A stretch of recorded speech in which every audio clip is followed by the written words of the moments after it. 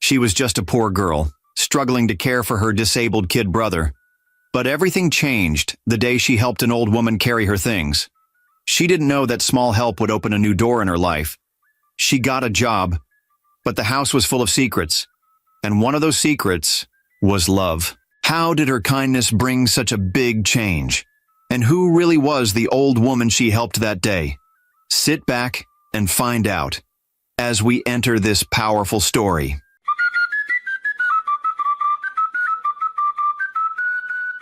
This is the story of a poor girl named Sophie, who helped an old woman on the road without knowing her life was about to change forever. She had no idea that a small act of kindness would bring her the biggest blessing she had ever dreamed of. Sophie sat under a big mango tree beside a dusty road. She held a small black nylon bag of food and cried softly. Her eyes were swollen.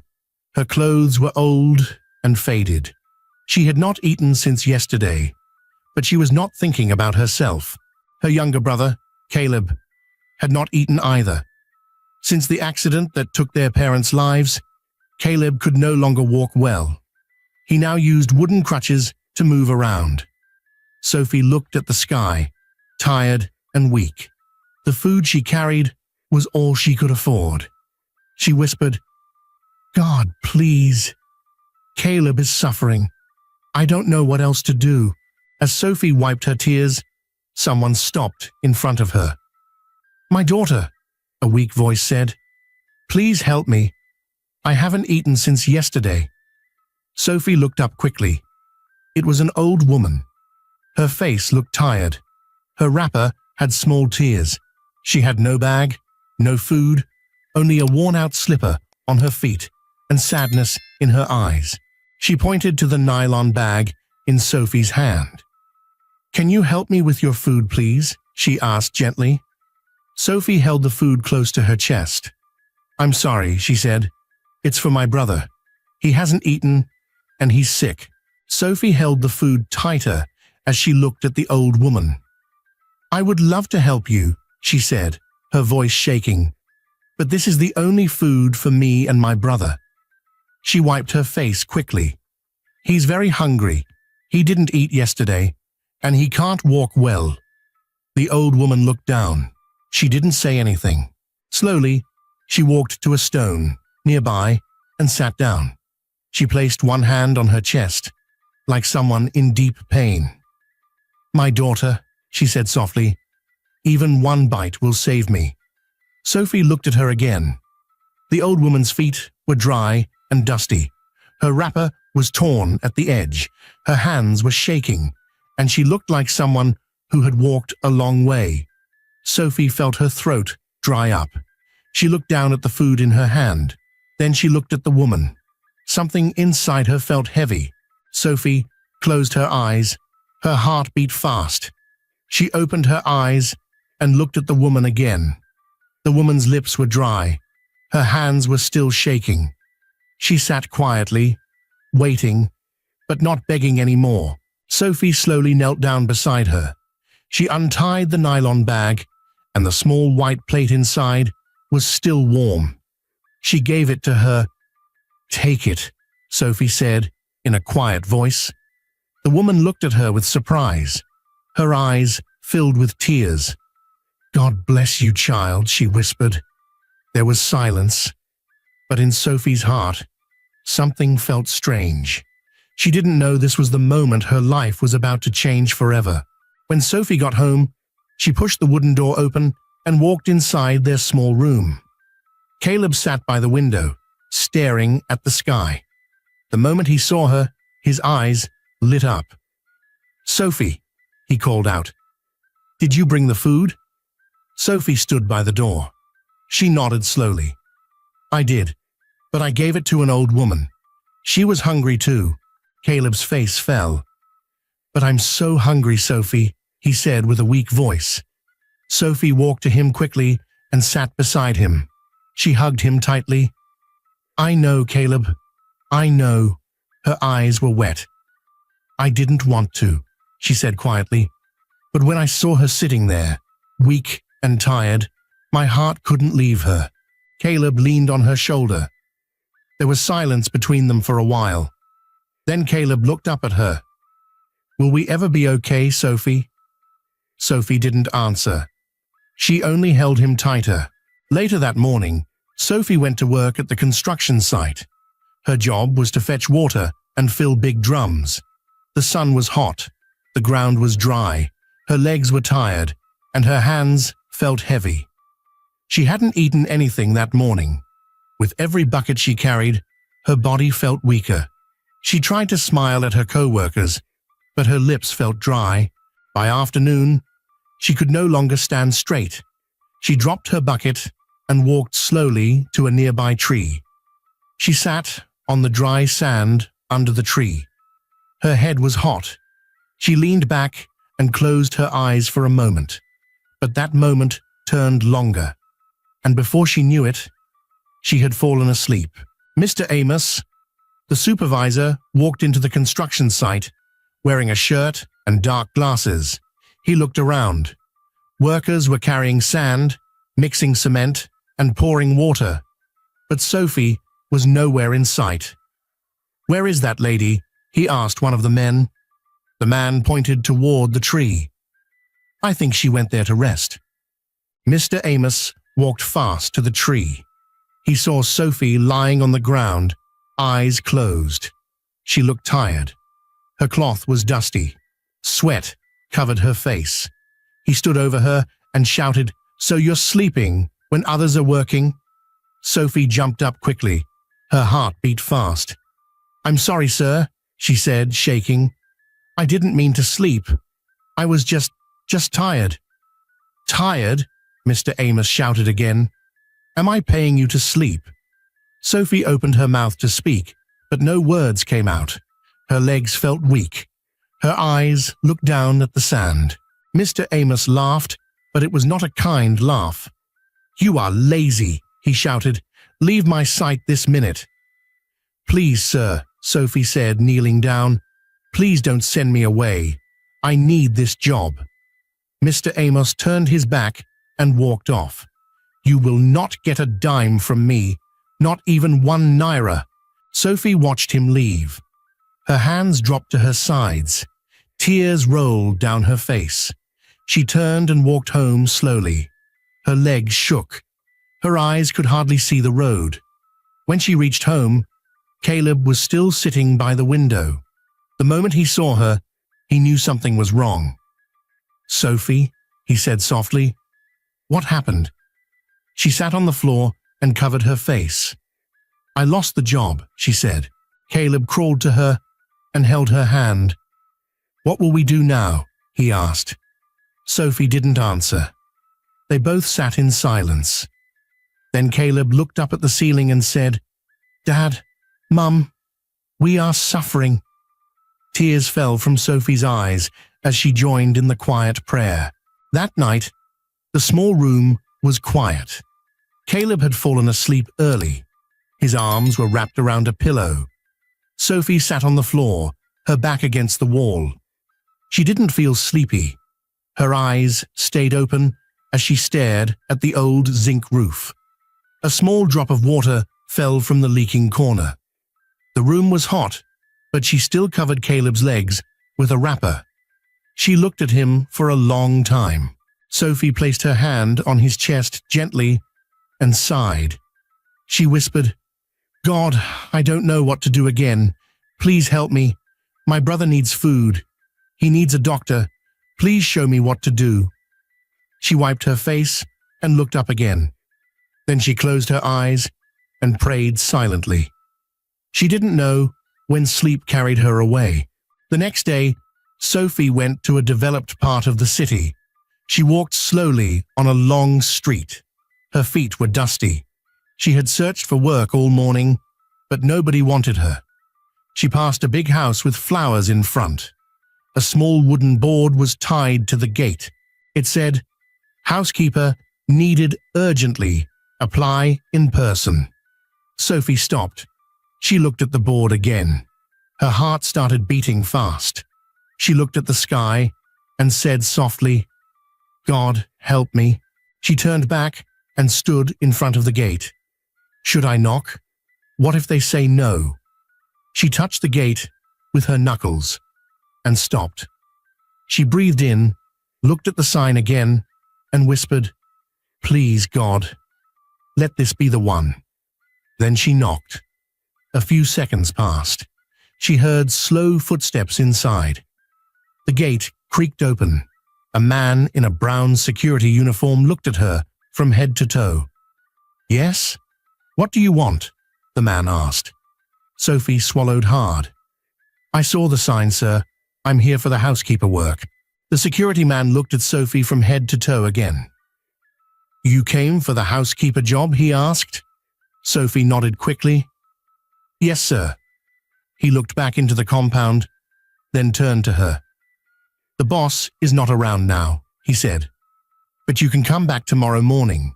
He will want to see you himself." Sophie's face dropped a little.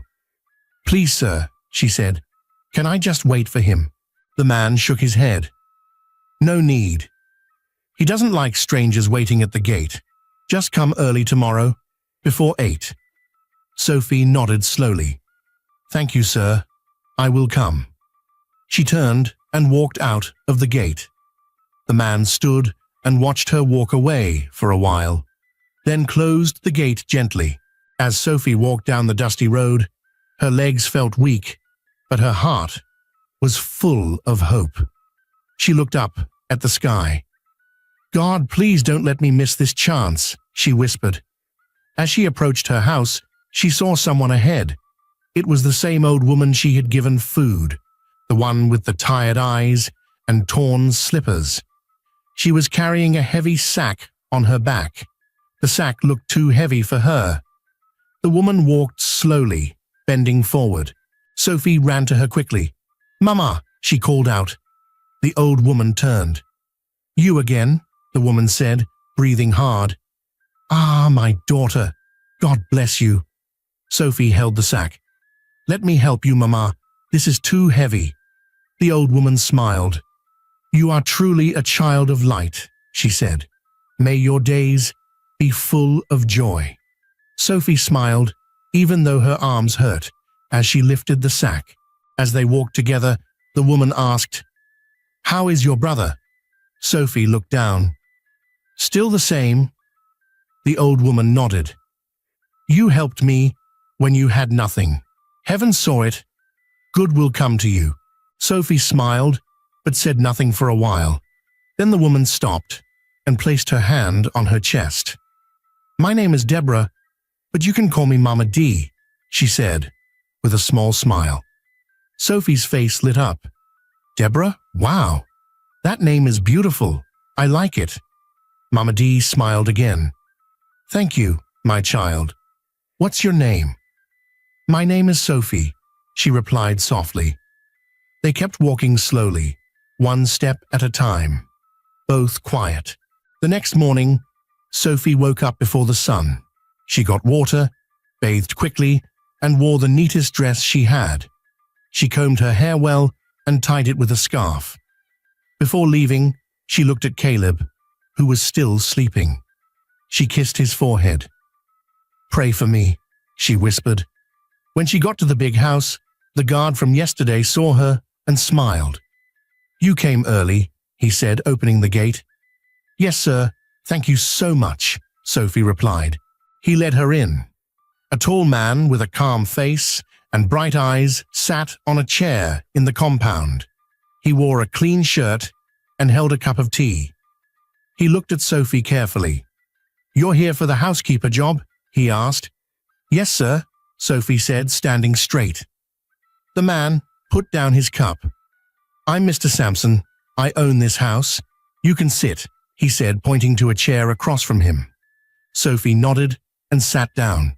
"Can you clean everywhere properly?" he asked. "Yes, sir." Mr. Sampson looked at her for a long time. Then he spoke clearly. "This job is not for someone to live in. You'll come in the morning, clean the whole house, wash clothes, and do whatever needs to be done. By evening, you go back home. You understand?" "Yes, sir," Sophie said quickly. "I'm fine with that." Mr. Sampson smiled. Good, you're hired. Sophie's mouth opened slightly. Sir, really? Yes, Mr. Sampson said. You look honest. I believe in honest people. Sophie covered her mouth. Thank you, sir. Thank you so much. Mr. Sampson waved his hand. Start tomorrow. As Sophie stepped out of the compound, her legs felt light. Her heart was full. Maybe, just maybe, her story was beginning to change. Sophie ran home, with her slippers making soft sounds on the ground. Her heart was beating fast, but this time not from fear, it was from joy. As she reached their small house, she opened the door and shouted, Caleb. Caleb sat on the mat, looking weak, but when he saw her smile, he sat up quickly. What happened? He asked, eyes wide. Sophie laughed and fell to her knees beside him. I got the job. They gave me the housekeeper job. Caleb's eyes became wet. He pulled Sophie close and hugged her tight. You did it, Sophie. You really did it, he whispered. She held him tighter. Now we can save money, she said. We can start planning for your surgery. Caleb nodded slowly. I believe again, he said. A few days later, after work, Sophie and Caleb took a slow walk near the road. The evening breeze touched their faces. Caleb held her hand as they walked. He used his wooden crutches carefully, one slow step at a time. Suddenly, Sophie saw someone ahead. It was Mama D. She looked tired, and she was dragging 2 big bags behind her. Mama, Sophie called out. Mama D looked up, her face lit up with surprise. You again, she said, running to her, and Caleb followed slowly. Let me help you, Sophie said, picking up one bag. Mama D smiled. You both have kind heart. When they reached a quiet spot, Mama D looked at Caleb closely. She placed her hand gently on his head. Then she touched his legs. She closed her eyes. You will walk well again, my son. Caleb looked at her, his eyes full of emotion.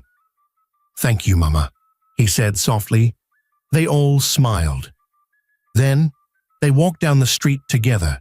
Every morning, Sophie arrived at Mr. Sampson's house before the sun rose high. She knocked gently on the gate. The guard opened for her. Morning, he said. Inside the big house, Sophie worked hard. She swept the floors. She washed Mr. Sampson's clothes and hung them neatly. She cleaned the chairs, the windows, and even the corners. She never complained. When she finished, she wiped her face and smiled. Sometimes Mr. Sampson sat outside, reading a newspaper. He watched her closely. She didn't talk too much. She worked like the house was hers. One afternoon, he called her. Sophie, he said. She turned quickly. Yes, sir. He looked at her closely. You're very quiet, and you work with your whole heart. Sophie smiled shyly. Thank you, sir. Mr. Sampson nodded slowly. Keep it up, he said. She bowed her head. Yes, sir. But deep in his heart, something was growing. He didn't know what it was yet. One evening, Mr. Sampson drove into his compound and stepped out of his car. He looked tired. His shoulders were low, and his face looked heavy. As he opened the door to his sitting room, he stopped.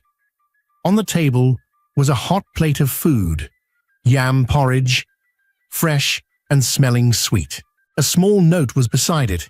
It read, Good evening, sir. I thought you might be hungry after a long day at work. I hope this helps. Sophie. Mr. Sampson stood still.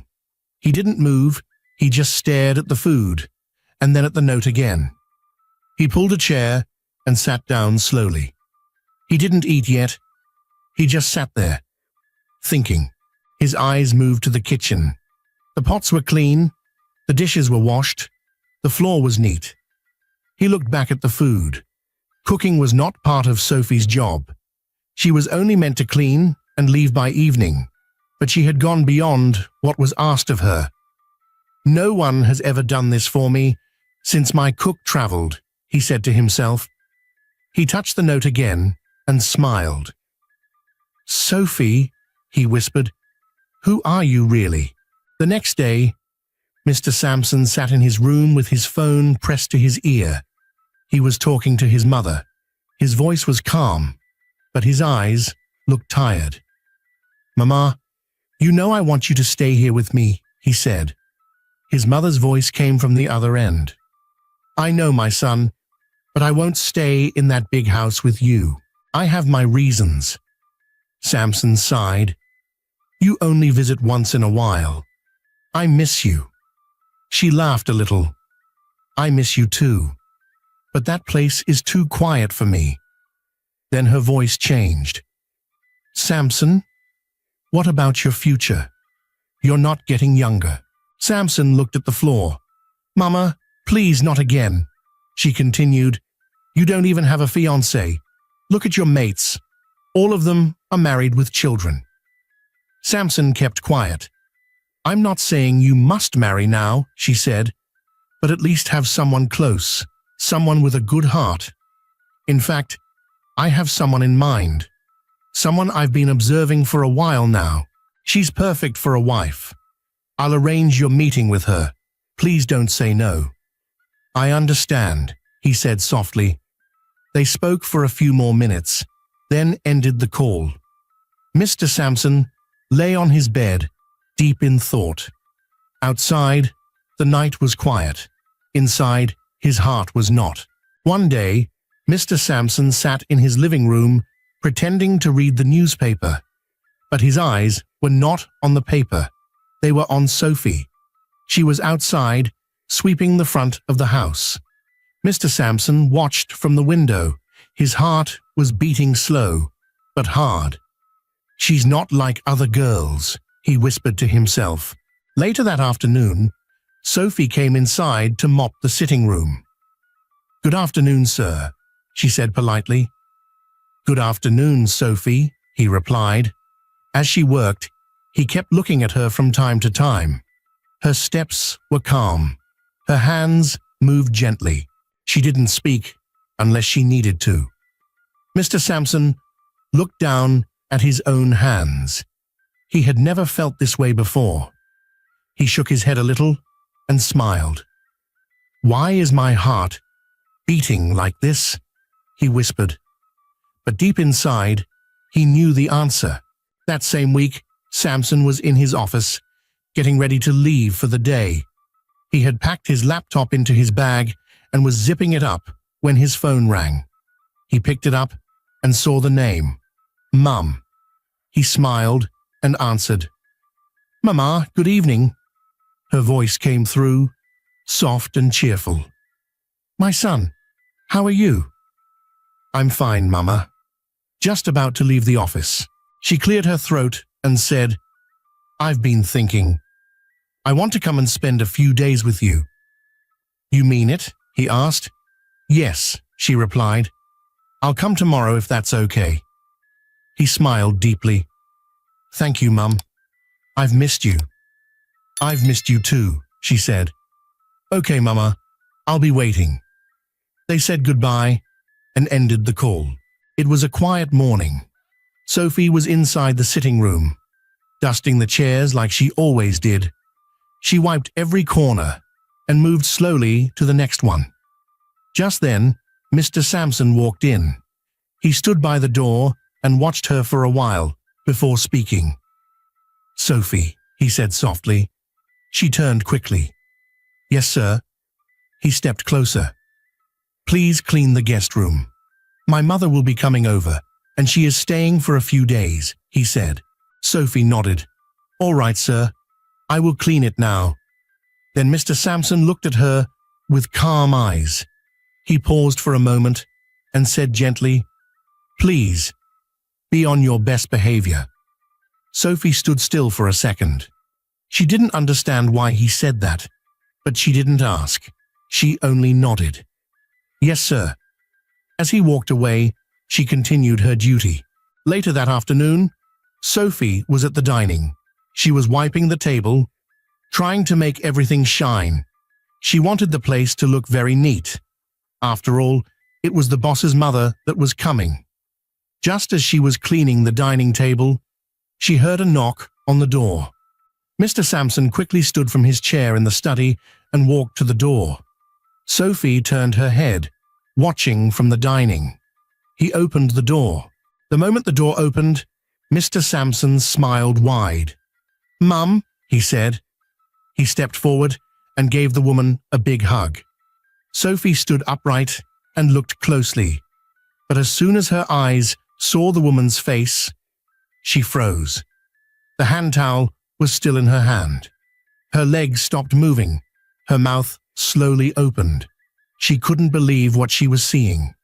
The woman Mr. Sampson was hugging was someone she had met before, someone she had helped. Sophie stood still, like a statue. The room felt quiet in her ears. She whispered to herself, "No, it can't be." Sophie stood still, holding the cleaning cloth in her hand. Her eyes opened wide. She could not believe what she was seeing. Standing by the door, smiling and holding a small handbag, was Mama D, the same old woman she used to help by the roadside, the same woman who looked poor, who she had once given her last food to. "Mama D," Sophie said, in a weak, shocked voice. Mama D's smile slowly dropped. She blinked, trying to understand.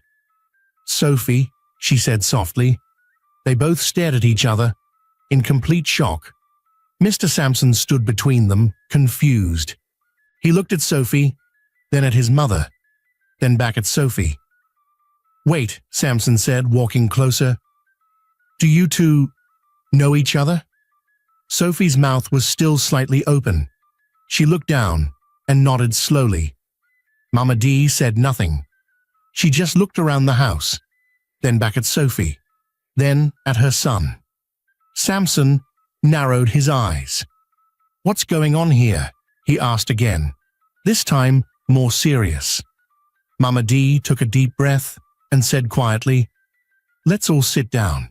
They all moved to the living room. The air felt heavy, like something big was about to be said. Sophie sat at the edge of the chair, looking worried. Sampson folded his arms, waiting.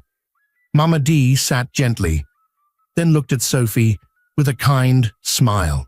Then she turned to her son and said, "Sampson, there is something I didn't tell you.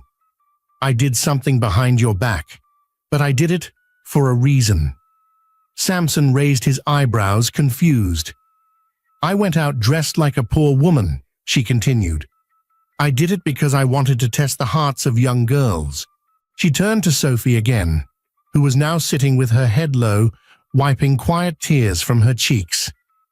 "She didn't know who I was.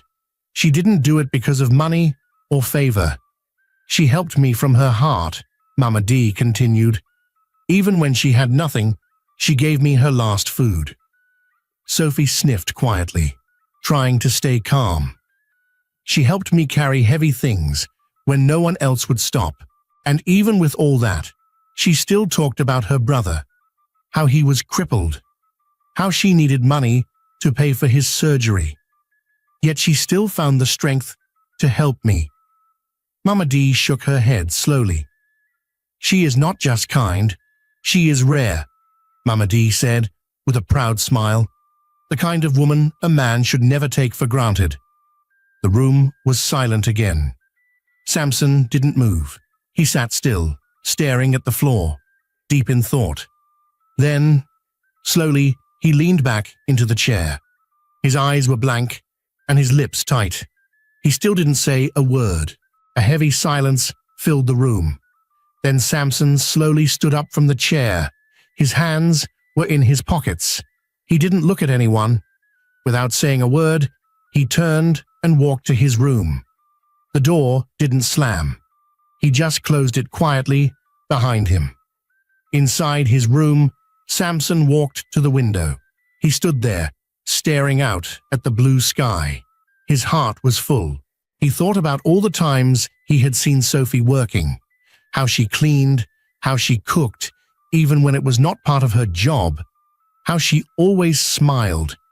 He had always wondered why she looked so calm, so strong, even when it was clear she had her own problems. Now, he knew. She wasn't just doing her job, Samson whispered to himself. She was just being Sophie. He kept staring outside, his mind running deep. In the living room, Mama D looked at Sophie and gave her a gentle pat on the shoulder. "My dear, wipe your tears," she said softly. "Good hearts like yours don't go unnoticed forever."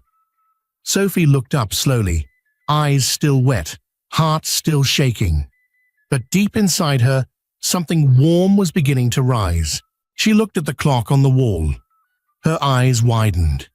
She stood up quickly and said, "Thank you, Ma. I need to go take care of my brother now." Mama D held her hand gently. "Please stay a little," she said softly. "Just a few more minutes." But Sophie smiled, though her eyes looked tired. "I really want to, Ma, but I can't. My brother is waiting for me. He hasn't eaten, and his leg was hurting this morning." Mama D stared at her for a while, her heart full. "You're a strong girl," she said. "Your brother is lucky to have you." Sophie nodded slowly. "He's all I have, Mama." She turned to leave. Mama D followed her to the door. "Please be careful," Mama D said, "and greet him for me." Sophie smiled, then walked out. As she left, Mama D stood at the door, looking after her. Her eyes were teary. She placed her hand on her chest. "That girl," she whispered to herself. "God really brought her for a reason." That night, the house was quiet. The lights were low.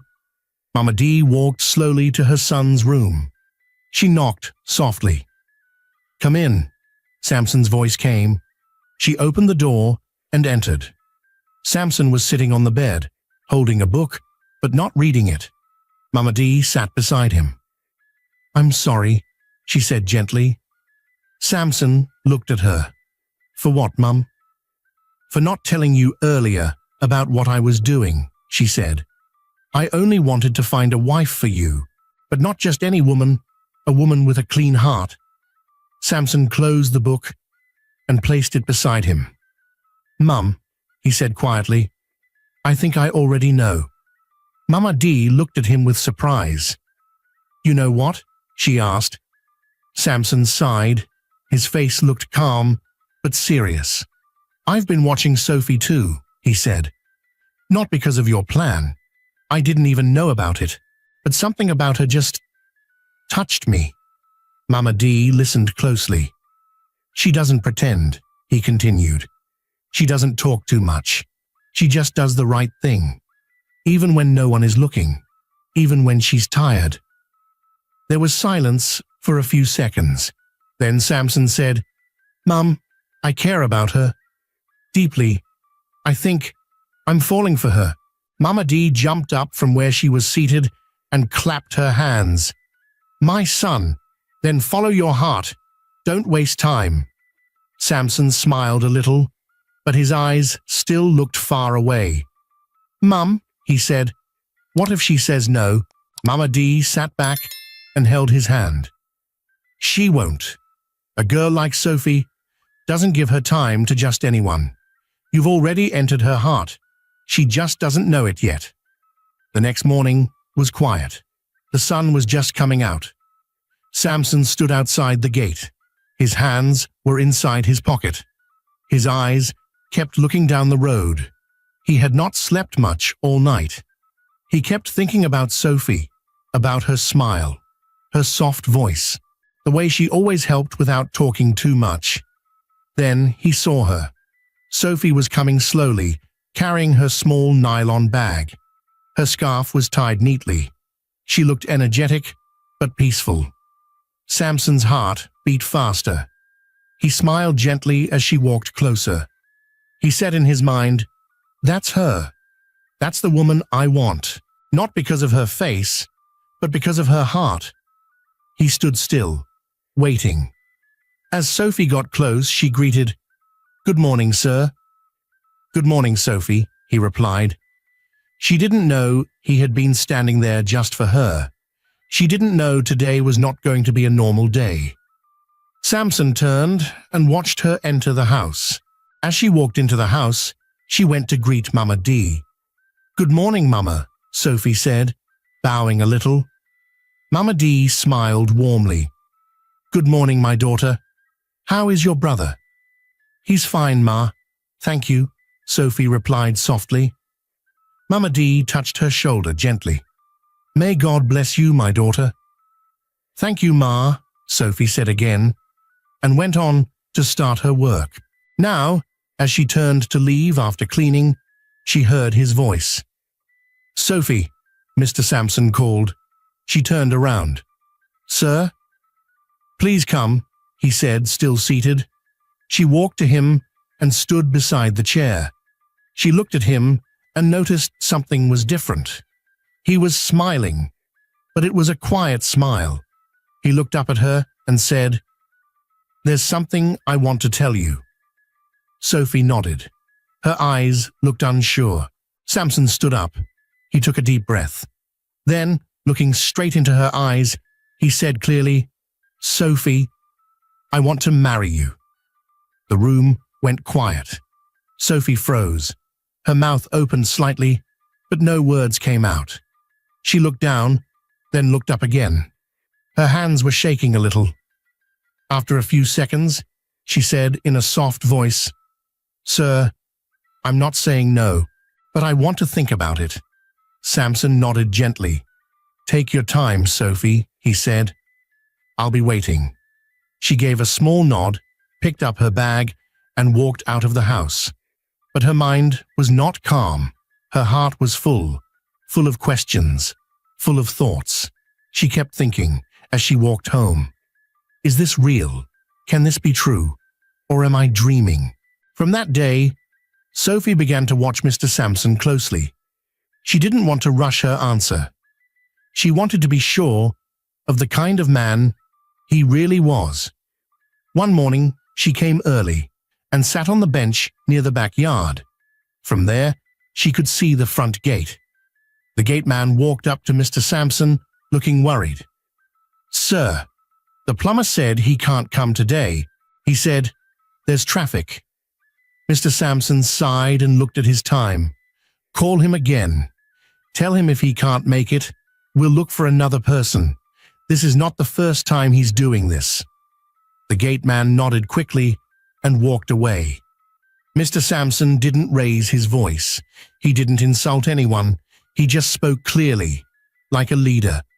Sophie nodded to herself quietly. Later that week, 2 of Mr. Sampson's staff came to the house to drop some files. One of them was shaking a little, like he was scared.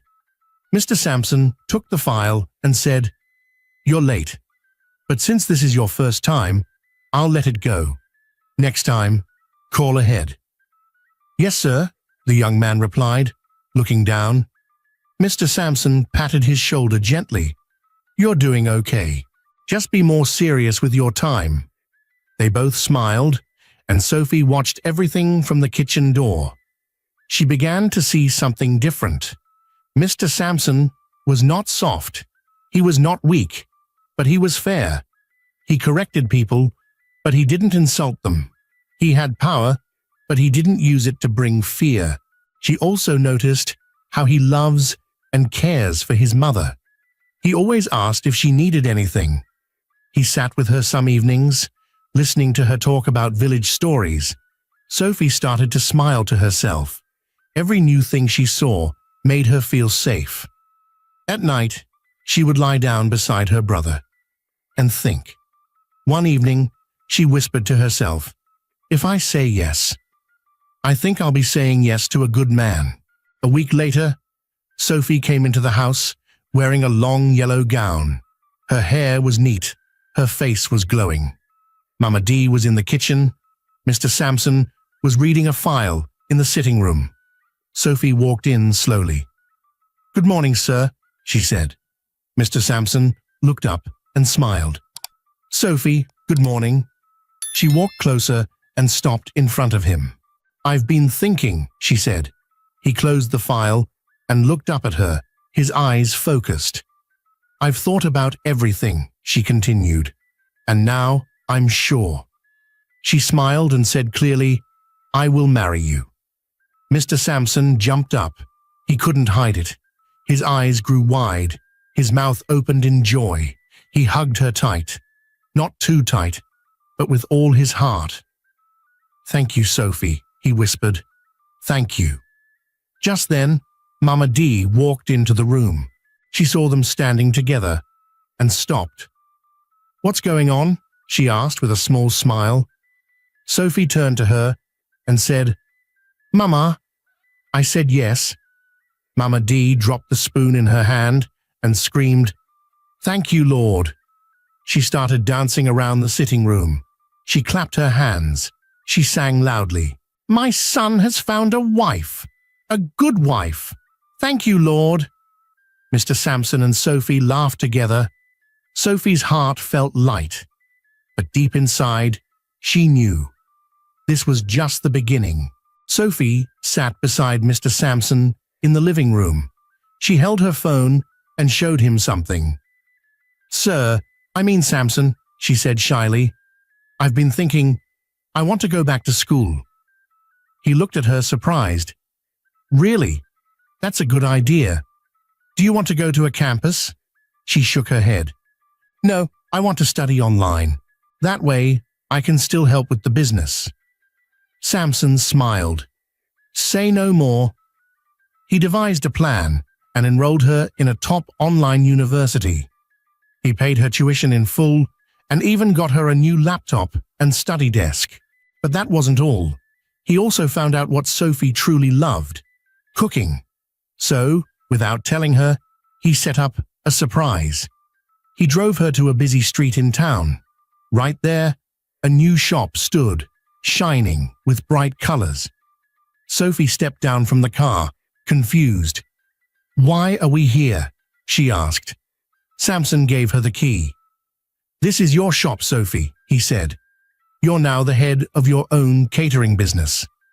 Sophie covered her mouth with both hands. She looked at the name on the signboard, Sophie's Delight Kitchen, and tears filled her eyes. "But why are you doing all this?" she asked softly. Sampson looked into her eyes. "Because you deserve it. And I know you don't want to just sit at home. You want to work. You want to earn. And I love that about you." Sophie hugged him tightly. Her heart was full. But the biggest gift came later. One morning, Sophie was sitting outside in the compound when a doctor walked in. "Good news," he said. "We got the support we needed. Caleb can finally have the surgery." Sophie jumped up, shocked. "Are you serious?" The doctor nodded. "Your husband paid everything already." Sophie turned to Sampson, who was standing quietly by the door. She ran to him and hugged him again. Weeks later, Caleb had the surgery. The whole family waited outside the hospital praying. When Caleb finally came out and took his first step, Sophie fell on her knees and cried. Her brother could walk again. Months passed, and then came the wedding. Sophie wore a long white dress. Her smile was bright, like the morning sun. Sampson stood beside her, proud and happy. Rich men and women filled the hall. Mama D danced and danced until her legs got tired. There was food. There was music. There was joy everywhere. Sophie looked at Caleb, who was now walking well and even dancing. She looked at Sampson and held his hand. Her voice was low, but her heart was full. "God has given me a new life," she said. And that day, Sophie knew her days of sorrow were over. She had found love, peace, and a fresh beginning. And this time, it was forever. And that's how Sophie's life changed forever. From helping a poor old woman carry her heavy load and feeding her when she was hungry, to becoming the wife of a kind billionaire. What's the lesson here? Sometimes the small good you do for a stranger can open a door you never expected. Kindness may look small, but it carries great rewards. So never stop doing good, even when no one is watching. Now, I'd love to hear from you. Which part of this story touched your heart the most? Please share your thoughts in the comment section. I'll be reading and replying because your words matter to me. Also, don't forget, I'll be uploading another very interesting story in a few days, so please subscribe to my channel and turn on your notification bell so you'll be the first to know when it drops. If you enjoyed this story, kindly hit the like button and share it with your friends. Thank you so much for watching. I appreciate you deeply. See you in the next story.